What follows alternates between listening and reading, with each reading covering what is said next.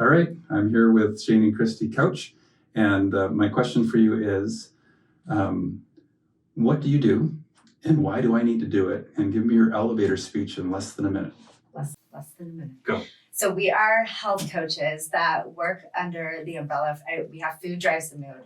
And so I like to think of it as that it's food on your plate, food for your mind, food for your body, and food for your soul. So it's not just, here's a workout plan and here's an eating plan, let's do it. It's what you need as a person. Maybe you're wanting to get more fit. And so we'll look at like what's on your plate and how you might be moving, but that's not the only important piece. It's also maybe what you're looking at all the time. If you're always on social media, if you're not giving your mind rest, or some breathing techniques or different things like that. So it's all about kind of what you want as your goal and how we can be your guide to help you get there under that umbrella of, again, what's food on your mind, on your plate, food for your mind, food for your body, and food for your soul. Awesome. Yeah, and so far as the elevator speech, I really don't think we have one because we try to cater to the individual, like depending on independent goal or individual goals. So it's not a one size fits all. It's very very catered to the need, the goal, and the desire of the person that we're working with. That's cool. Super cool. So under the food portion of that, what would be your approach with that with the patient? Do you have a certain approach food-wise that you would do? Well, I think it depends again where you're at on the plateau, and we have found success with ourselves. We've gone from we knew we needed to lose weight. We were definitely heavier than we are right now, and different things worked, but what has really worked for us is doing macros, and so we kind of guide along that way. But then we've worked with people where, counting gets a little too cumbersome, and that's a little bit too much for somebody. So what can you add to your plate that maybe you're not getting to help you, or what can you look at that maybe you're getting too much on your plate that you can substitute with something else? And so again, it's that individual person where there might be somebody that really wants to build muscle, so looking at those macros intensely is going to be what they really need. Or it might be somebody like my mom who is in her 60s, and when I talk to her about eating fat, she's like, oh my God, no, you can't have fat. But we know that that's what is our brain needs and our body needs, but that generation grew up with fat is bad. Right. And so it just depends on what they come to us with and where that education lies. And so kind of educating them on what even a macro is and what is healthy eating. Yeah, and focus on habits, both trying to eradicate some bad old ones and instill some new good ones. Talking about generational bit, the whole notion of clean your plate, right? Well, maybe not put so much on your plate to start with. Start with a smaller plate. Right. Exactly. Yeah, just kind of reframing a lot of what we've learned and been taught and ingrained just as children, and also in kind of enforcing some new habits, like the importance of water. The importance of trying to cut out as much processed sugar if you can. Just start out very basic with folks with small attainable goals that are not easy, right, but they're attainable. Right, that's awesome.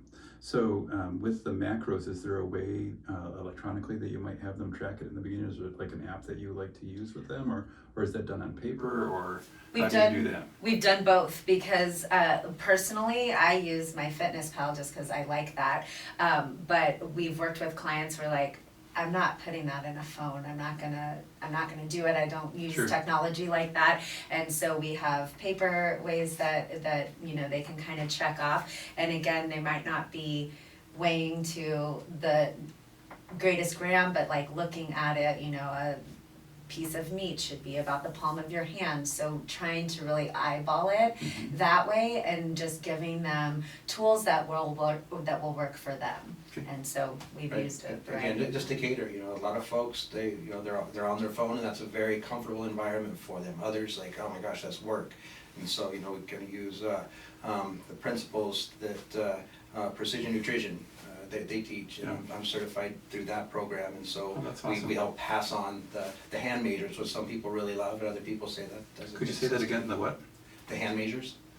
Like where you okay. have like Yeah. like a palm of, Yeah. you know, the palm of your hand is a good thought for protein, and two hands together should be a vegetable that is About on this your plate or thumb-sized something. fat, just Yeah. a way to eyeball measure.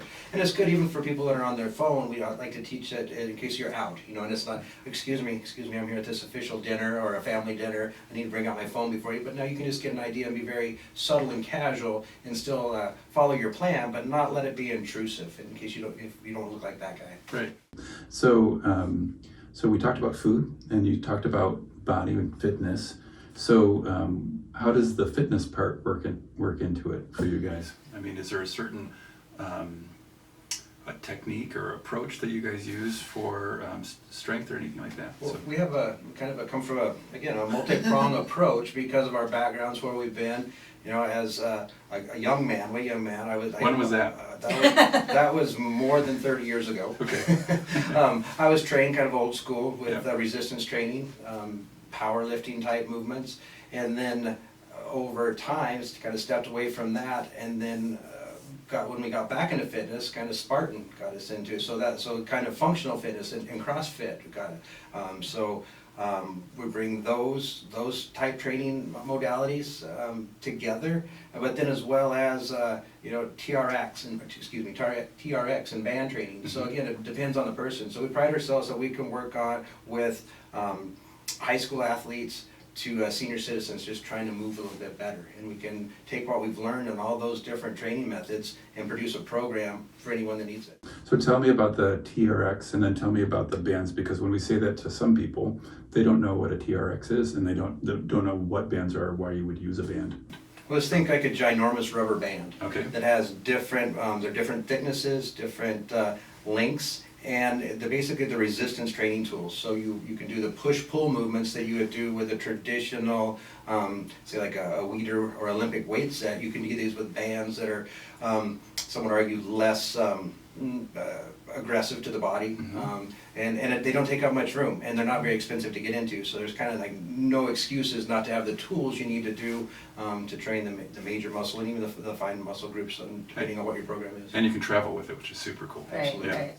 And then Kristi, this summer you did the Mace training. You want to explain what the Mace training Yes, is? and so I do Mace Flow, and it is definitely a workout, but I also think I always explain it kind of, you work out from the inside out. So I feel kind of puts yoga together with some weight training, because a mace is a long steel rod and with a ball at the end of it. That's and heavy. That's heavy, yeah. They weigh about 10 to 12 pounds. They can go up and they can Right. go down, but the one I work with is 10 pounds, and so it works in all different planes instead of just like doing barbells that go up the front plane or whatever. The mace can work in all different planes, and you're constantly moving. But it uses breathing techniques kind of from yoga as well. That's what it reminds me of. And so some of the postures from right, yoga. yeah, definitely some of the postures from yoga. So I always feel when I train with a mace, not only do I definitely feel my muscles, that I've trained my muscles, but I kind of feel relaxed and in tune from the inside out as well. So I have my certification in being able to do that, and so I've ran classes like that before.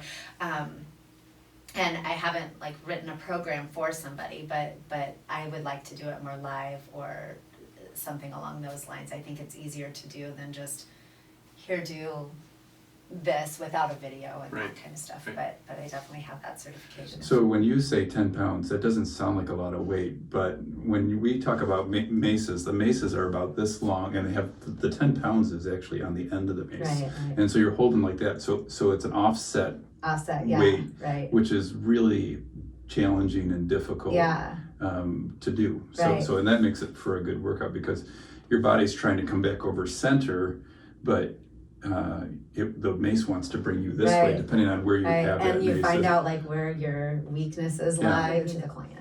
That's awesome.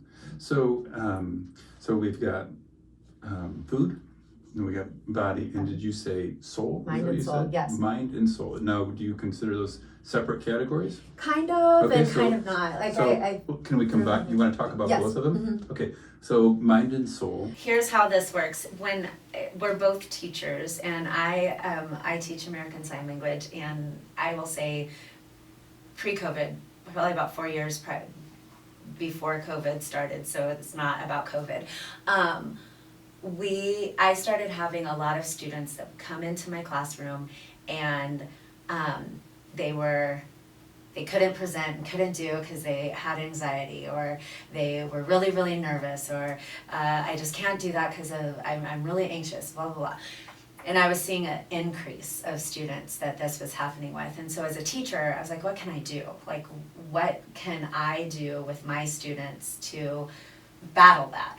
And so I went on a search, and that's how I ended up becoming a health coach, because I ended up speaking with a nutritional psychologist, I believe.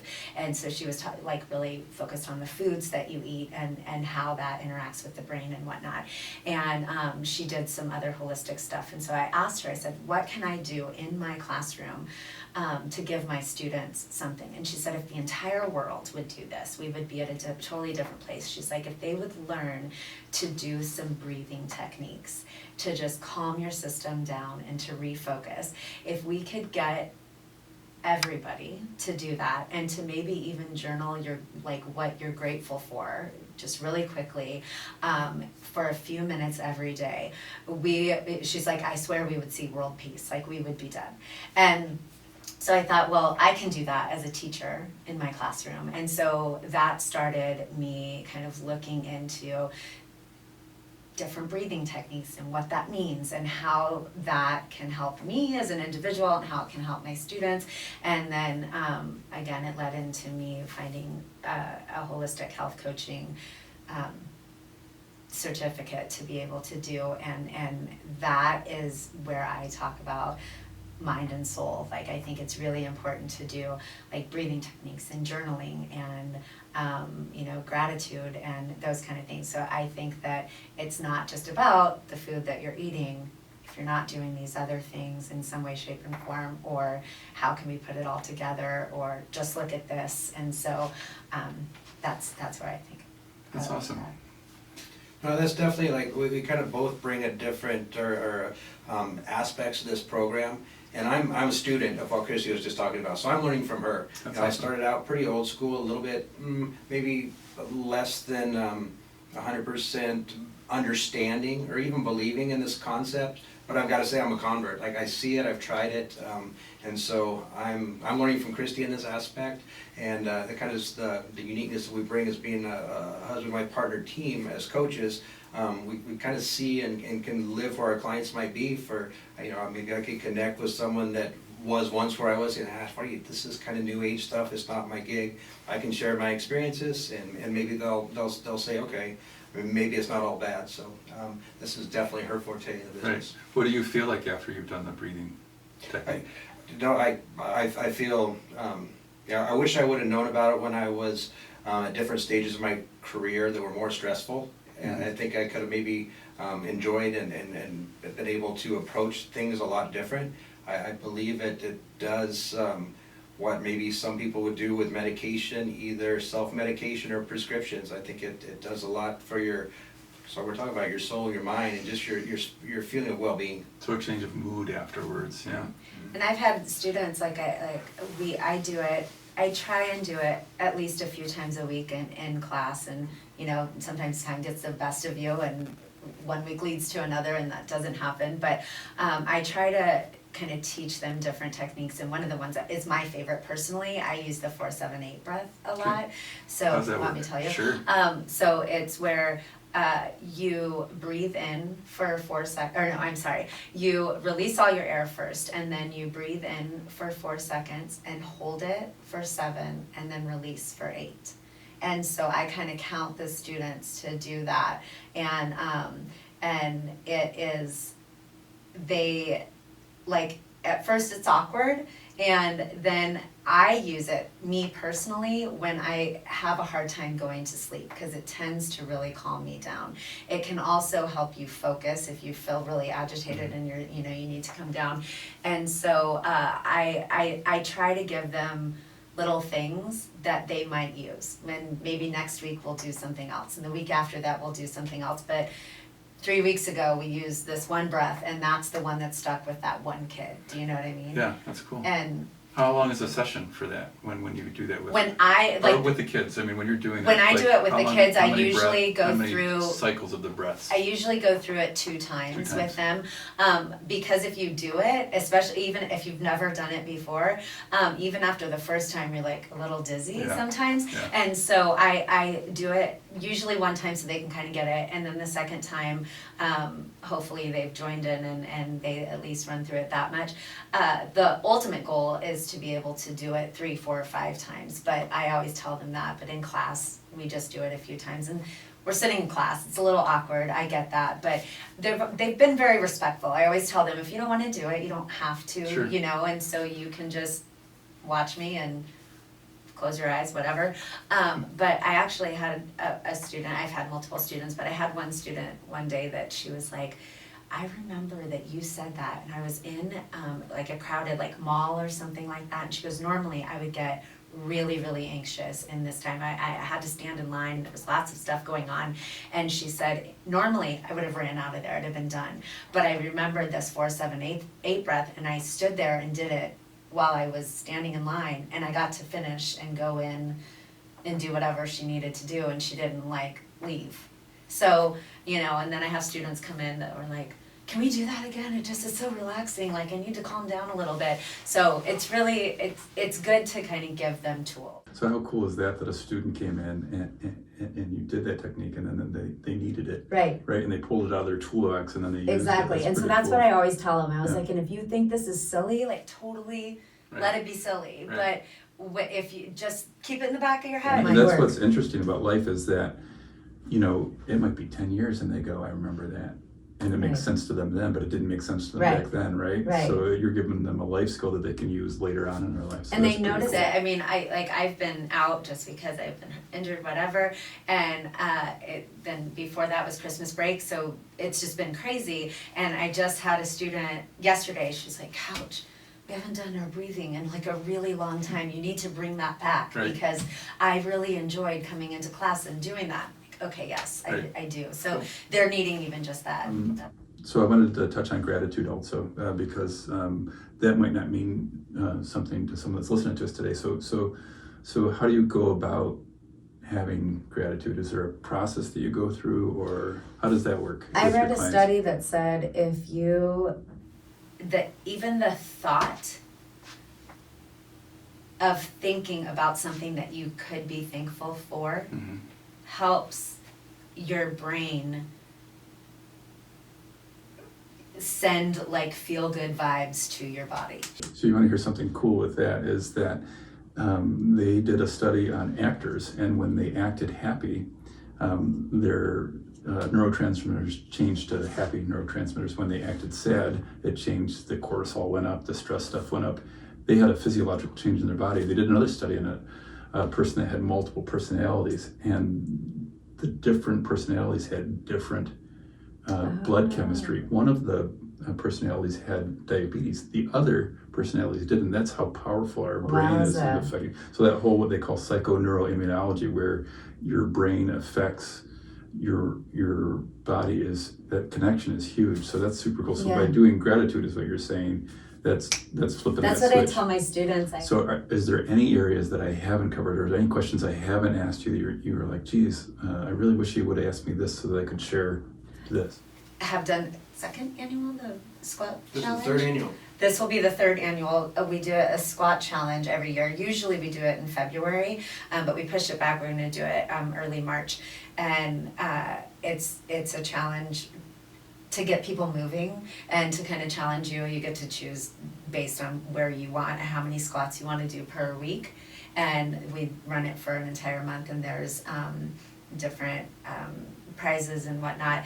And we have had clients that are like, I did that, and from that squat challenge, I now work out every day. Or Oh. I have a client that she's now, I don't know the name of it, but like a dance instructor because she did the squat challenge and it just kind of rolled her. So that's kind of our movement piece, and then we're gonna roll into some Right. other stuff. Right, I started doing 100 squats a day in the challenge, and I'm still doing them. Oh, that's great. And the challenge is long gone. There's no Right. prizes, there's no fun, there's no glory, Right. there's no grand champion. Right. They're just doing it because they liked it and they got into, like I said, a habit, a good, healthy, positive habit.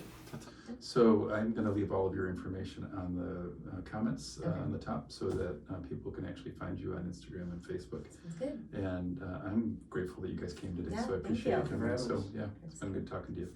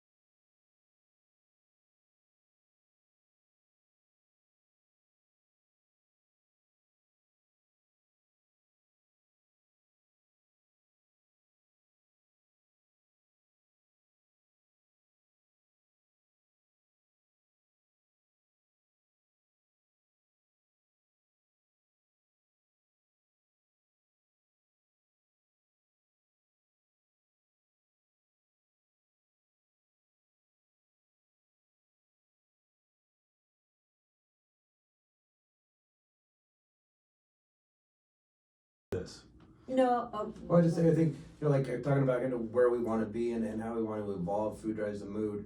Kind of Kristi and I are working, like she's kind of spearheading this notion of working with kids and families about how to maybe overcome some of the obstacles associated with depression, anxiety, and the kind of the part that I also want to take is, again, they're separate, but also so associated. But like a different population that I like to work with are small businesses, large businesses, corporations, and take what we've learned about Food Drives the Mood to work with the people in the organization to make the organization ultimately better, but the people within as well. I have some background in organizational development or theory, leadership development, and I would like to kind of work us in that angle as well. So with two tiers, like one, it takes the people to run the organization, but so many unhealthy organizations that people work in cause people to get sick, cause people not to have much gratitude about the place that they spend a great deal of their time. So that's something that is kind of in the works right now in development of how we can take what we've learned working with individuals and the power of the pillars of Food Drive the Mood and take it to the workplace. Awesome. and then we, to follow us on Food Drives the Mood on both social media, we're on Instagram and on Facebook. To be honest, I'm more active on Instagram than I am on Facebook, but we post on both of them. And then we have done second annual the squat This is challenge. the third annual. This will be the third annual. We do a squat challenge every year. Usually we do it in February, but we pushed it back. We're going to do it early March, and it's a challenge to get people moving and to kind of challenge you. You get to choose based on where you want and how many squats you want to do per week, and we run it for an entire month. And there's different prizes and whatnot.